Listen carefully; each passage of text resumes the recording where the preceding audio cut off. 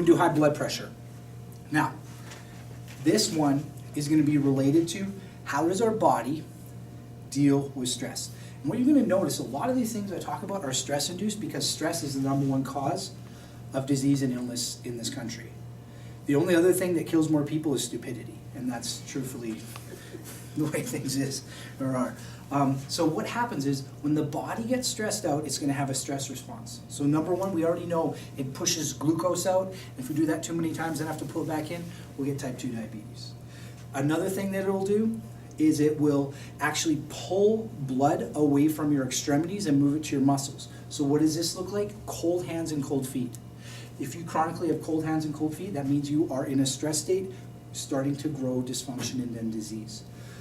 If the body is in a chronic stress state due to either chemical, emotional, or physical stress, what will happen is if it continues to get stuck there, the body will say, you know what, you want to stay in stress, we'll keep you there. And it just raises your blood pressure so that it can circulate the stress hormones quicker, and so it can circulate the glucose quicker. Hypertension or high blood pressure is due to a chronic stress state. And this is on a subconscious level. This isn't, oh, I feel stressed. This is your body has become acclimed or used to being stressed for so long. Your brain says, we're stressed, we're stressed, we're stressed, that it literally just goes, okay, we'll keep the heart rate up really high so that we don't have to turn it on and on, off, on and on and off again. We just keep it up high. So we're continually ready to just push those hormones out, push that sugar out so we'll react quicker.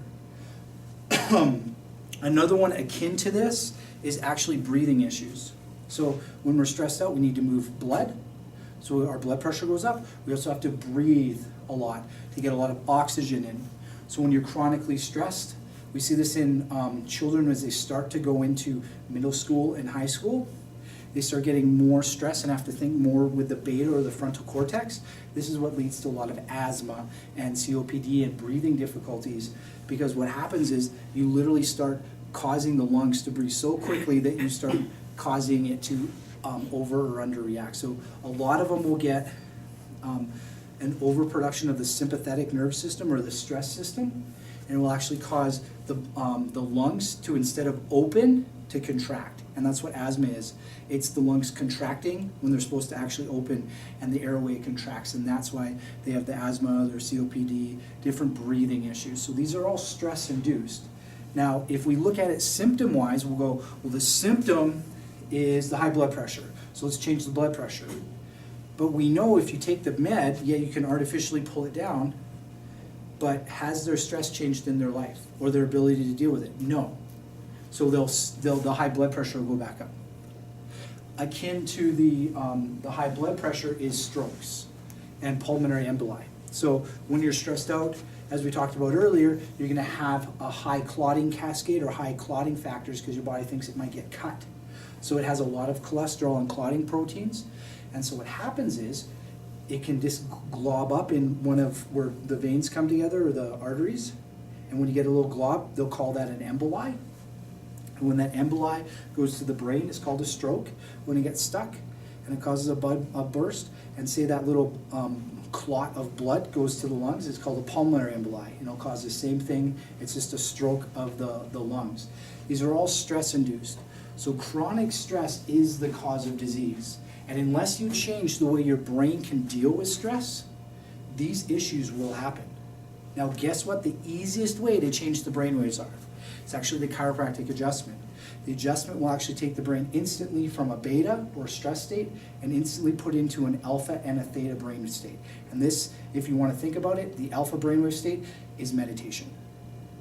The theta brainwave state is when you're almost asleep and your body's completely asleep and relaxed. This is why a lot of people, when they get adjusted, they go, I love it.